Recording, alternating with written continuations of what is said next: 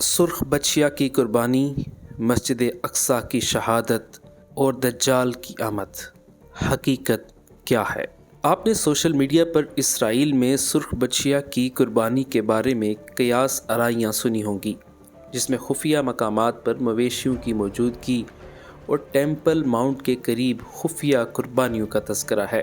یہ بھی کہا جا رہا ہے کہ اب خدا نخواستہ مسجد اقصی کو شہید کر دیا جائے گا، دجال کا ظہور ہوگا اور قیامت قریب آ گئی ہے۔ ان باتوں میں کتنی حقیقت ہے، آئیے جانتے ہیں۔ جن سرخ گایوں کا حوالہ دیا جا رہا ہے وہ 5 ریڈ اینگس گائے ہیں، جو ستمبر 2022 میں ایک عیسائی وزارت بونے اسرائیل اور یروشلم میں قائم دی ٹیمپل انسٹیٹیوٹ کے درمیان مشترکہ کوشش کے ذریعے درآمد کی گئی تھیں۔ جب ہم نے تحقیق کی تو اسرائیل کے اخبار یروشلم پوسٹ کی 20 ستمبر 2022 کی یہ خبر ہمارے سامنے آ گئی، جس سے اس بات کی تصدیق ہوتی ہے کہ ان سرخ گایوں کے متعلق باتیں صرف قیاس آرائیاں نہیں بلکہ حقیقت ہے۔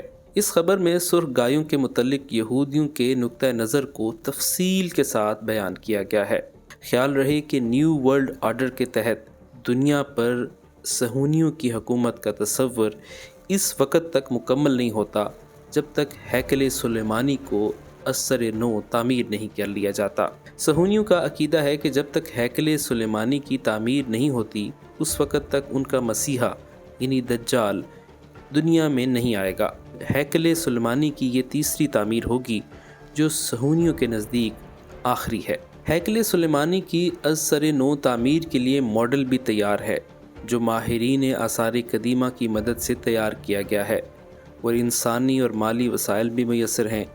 تاہم اس کی تعمیر میں 2 مشکلات موجود تھیں جس کی وجہ سے یہ اب تک ممکن نہ ہو سکا۔ پہلی یہ کہ ہیکل سلیمانی کی تعمیر کے لیے صہیونیوں کو گناہوں سے پاک کرنے والی قربانی کی شرط ہے، جس کے لیے قدیم یہودی روایات کے مطابق قربانی کے لیے ایک ایسی سرخ بچیا درکار ہے جس کا ایک بال بھی کسی اور رنگ حتیٰ کہ بورا بھی نہ ہو۔ بہت عرصے سے صہیونی یہ اس پروجیکٹ پہ کام کر رہے تھے، جگہ جگہ ایسے جانوروں کو ڈھونڈ رہے تھے کہ جو سرخ بھی ہوں اور اتنے سرخ ہوں کہ ان کے کھر بھی ساتھ سرخ ہوں، اور یہ کہ ان کی ایج بھی ایسے میچ کر رہی ہو کہ قربانی کے وقت وہ 3 سال کے ہوں۔ بالآخر یہ بچڑے ان کو مل گئے ٹیکسس، امریکہ سے، اپیرنٹلی مڈل ایسٹ سے نہیں، کسی اور جگہ سے نہیں، بلکہ ٹیکسس سے یہ ان کو مل گئے۔ وہاں پہ پابندی ہے کہ آپ لائف اسٹاک کو ایکسپورٹ نہیں کر سکتے، تو پھر بڑے طریقے سے ان کو پیٹس یعنی کہ پالتو جانوروں کے طور پہ کلاسیفائی کیا گیا اور وہاں سے ان کو ایکسپورٹ کیا گیا اسرائیل میں، جو کہ ویسٹ بینک یعنی کہ مغربی کنارے کے کسی انڈسکلوزڈ لوکیشن پہ وہ موجود ہیں۔ اور کیلکولیٹ کی جائے ان کی ایج تو یہ تقریباً اپریل 2024 کا ٹائم بنتا ہے کہ موسٹ پروبیبلی ان کو سیکریفائز کیا جائے گا۔ دوسری، ہیکل سلیمانی کی تعمیر کا مقام ہے۔ صہیونیوں کے مطابق ہیکل سلیمانی کو جس جگہ پر تعمیر کیا جانا ہے وہ عین وہی مقام ہے جہاں پر اس وقت مسجد اقصی موجود ہے۔ یعنی ہیکل سلیمانی کی تعمیر کا صاف اور سیدھا سا مطلب مسجد اقصی کی شہادت ہے۔ اگر مسجد اقصی محض مسلمانوں کا مقدس مقام ہوتا تو ہیکل سلیمانی کی تعمیر ہوتی یا نہ ہوتی، مگر صہیونی اب تک اسے شہید کر چکے ہوتے۔ تاہم یہ مسلمانوں کے ساتھ ساتھ عیسائیوں کا مقدس ترین مقام بھی ہے۔ یہی وجہ ہے کہ صہیونیوں کو اس کی شہادت کے لیے باقاعدہ ماحول بنانا پڑ رہا ہے۔ واقعہ کیا ہے؟ واقعہ یہ ہے کہ 3rd ٹیمپل انہوں نے بنانا ہے۔ کہاں بنانا ہے؟ جہاں پہ مسجد اقصی ہے۔ تو مسجد اقصی کو گرا کے یہاں پہ 3rd ٹیمپل بنایا جائے گا، لیکن یہ ٹیمپل ہے مسجد اقصی پہ۔ مسجد اقصی کی جو ایکسکیویشن ہے، اس کے زیر زمین کھدائی ہے، یہ بہت عرصے سے ہو رہی ہے۔ اس کی بنیادوں کو ہلانے کے لیے یہ کوئی ڈھکی چھپی بات نہیں ہے، ویل ڈاکومنٹڈ رپورٹس ہیں اس بارے میں۔ تو اب یہ ہو سکتا ہے کہ مسجد اقصی کو گرا دیا جائے۔ تحقیقات کے دوران ہمیں گزشتہ برس ہیکل سلیمانی کی تعمیر کے لیے قائم کردہ خصوصی ادارے دی ٹیمپل انسٹیٹیوٹ کی جانب سے اس اعلان اور سرخ بچیا کے متعلق تفصیلات کی بھی تصدیق ہو گئی کہ مکمل طور پر سرخ بچیا کی پیدائش اسرائیل میں ہوئی ہے، جس کے ساتھ ہی دنیا کے اختتام کا باب شروع ہو گیا ہے اور کائنات اپنی زندگی کے آخری مراحل میں داخل ہو گئی ہے۔ ادارے کا کہنا تھا کہ اب یروشلم میں تیسرے معبد کی تعمیر ہوگی، جس کے سامنے اس بچیا کی قربانی پیش کی جائے گی اور پھر مسیح یعنی دجال کا ظہور ہوگا۔ انسٹیٹیوٹ کے ماہرین ربیوں کے ہمراہ روز اس بچیا کا معائنہ کرتے ہیں۔ اگر صورتحال مطلوبہ شرائط کے مطابق رہی اور یہ بچیا کسی حادثے یا طبی موت کا شکار نہ ہوئی تو اس کی قربانی ایک مخصوص عمر میں مجوزہ ہیکل سلیمانی کے دروازے کے باہر کی جائے گی، جو ممکنہ طور پر رواں برس ہو سکتی ہے۔ قربانی کے بعد بچیا کے گوشت کے ٹکڑے، کھال، خون، چربی اور گوبر سب کو خوشبودار لکڑیوں میں جلایا جائے گا۔ اس کی راکھ کو مطلوبہ شرائط رکھنے والے پانی میں ملا کر منتخب کاہنوں پر چھڑکا جائے گا تاکہ وہ ہیکل سلیمانی کے تمام علاقے میں جا سکیں اور ہیکل سلیمانی کی تعمیر شروع کی جا سکے۔ لیکن اس وقت صہیونی اپنے مذہب کے مطابق یہ سمجھتے ہیں کہ وہ ابھی پاکیزگی کے اس معیار پہ نہیں ہے کہ وہ یہ کام کر سکیں، اس کے لیے ان کو پاکیزہ ہونا پڑے گا۔ اب پاکیزہ کیسے ہوں گے؟ ان کے مذہب کے مطابق یہ جو بچڑوں کی ایک کوالٹی میں نے بتائی ہے، ان بچڑوں کو ذبح کرنے کے بعد ان کو جلایا جائے گا اور ان کی راکھ پانی میں مکس کر کے ان سے پھر کچھ صہیونی ہوں گے جن کو پاکیزہ کیا جائے گا، اور پھر وہ اس قابل ہوں گے کہ وہ جا کے وہاں پہ عبادت کر سکیں اور اپنا جو ٹیمپل ہے وہ بنا سکیں۔ اسرائیل میں اس ہیکل کی تعمیر کی تیاریاں بہت عرصے سے جاری ہیں، حتیٰ کہ تل ابیب کے ایک مضافاتی علاقے میں گلوکاروں کا ایک ایسا گروپ اس لمحے کی تیاری کر رہا ہے جب وہ یہودی ہیکل کی تباہی کے تقریباً 2000 سال بعد دوبارہ اس کی تعمیر پر خوشیاں منائیں گے۔ یہودیوں کے مطابق حضرت موسیٰ علیہ السلام کے زمانے سے لے کر 70ویں عیسوی میں دوسرے ہیکل کی تباہی تک 9 گائے کی قربانیاں دی جا چکی ہیں، اور اب 10ویں قربانی مسیح کے دور کا آغاز ہوگا۔ یوں یہودیوں کو تیسرے ہیکل سلیمانی کی تعمیر کے لیے سرخ بچڑے سمیت سارے ہی اسباب مہیا ہو گئے ہیں، اور اب بس اس کے لیے مسجد اقصیٰ کو شہید کرنے کے لیے مناسب موقع کا انتظار ہے۔ اس تناظر میں اگر غزہ کی موجودہ جنگ کو دیکھیں تو بہت سارے حیرت انگیز انکشافات ہوتے ہیں۔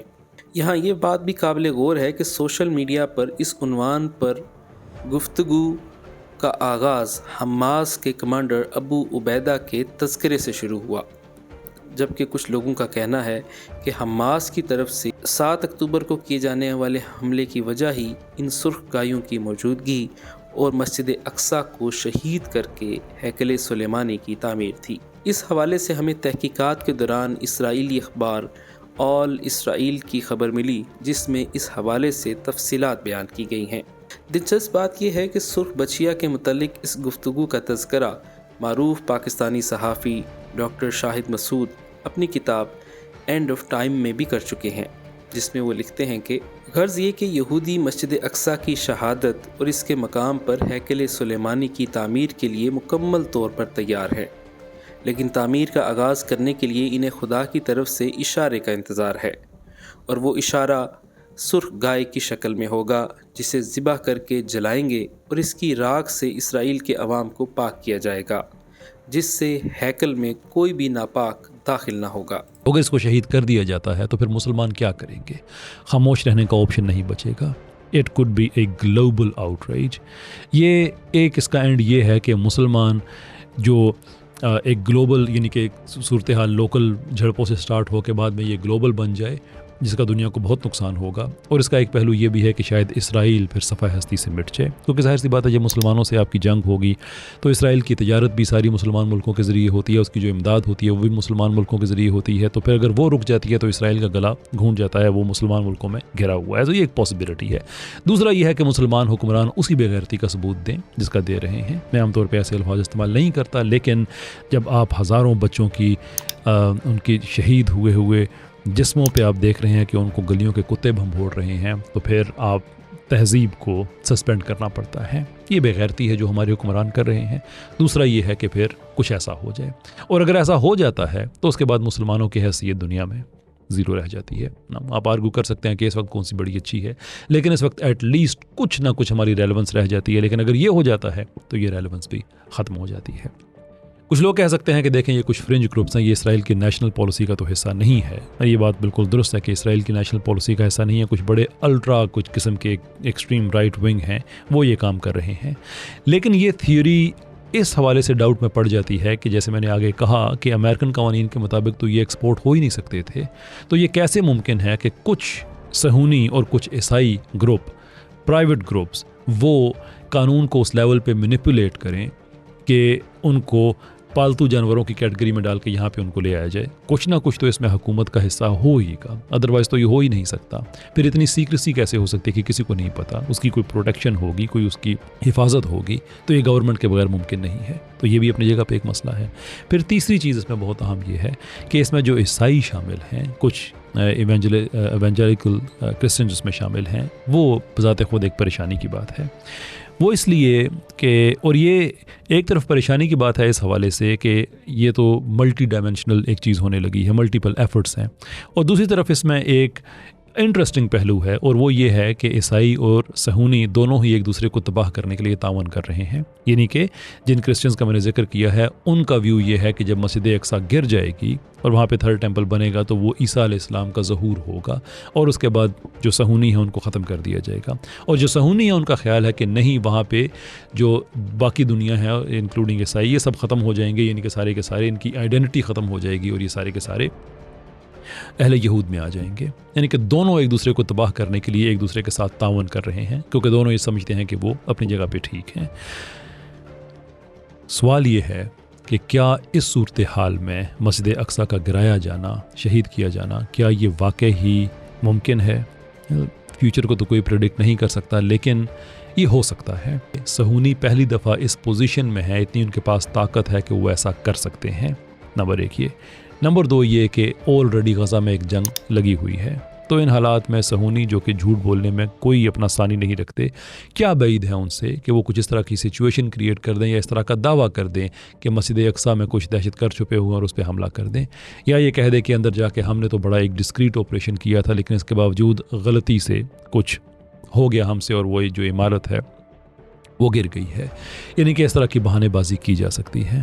اللہ تعالیٰ سے دعا ہے کہ یہ سلسلہ رک جائے، اور جو مسلمان حکمران ہیں یہ تجربہ ہو جانے سے پہلے ہی اسرائیل پہ پریشر ڈالیں کہ وہ اس کو روک دے، یہ تجربہ نہ ہونے دیں، کیونکہ یہ تجربہ اگر ہو جاتا ہے، اور یہ بھلے پرائیویٹ گروپس ہی ہیں جو اسرائیل میں کر رہے ہیں، لیکن اگر پورے ملک میں یہ 2000 سال کی پروفیسی اگر یہ پھیل جاتی ہے اور پورا ملک اس میں شامل ہو جاتا ہے، تو پھر مسجد اقصیٰ کو بچانا ناممکن ہو جائے گا۔ اور اگر مسجد اقصیٰ شہید ہو جاتی ہے اور پوری دنیا کے مسلمان اٹھ کھڑے ہوتے ہیں، تو یہی حکمران جو آج غزہ کے لیے نہیں بول رہے ہیں، ان پہ زمین تنگ ہو جائے گی، کیونکہ مسجد اقصیٰ کا گر جانا یہ محض ایک مسجد کا گر جانا نہیں ہوگا، یہ 3 مقدس ترین عبادت گاہیں مسلمانوں کی ان میں سے ایک ہے، and that will be a very very difficult situation ہمارے اپنے رولرز کے لیے۔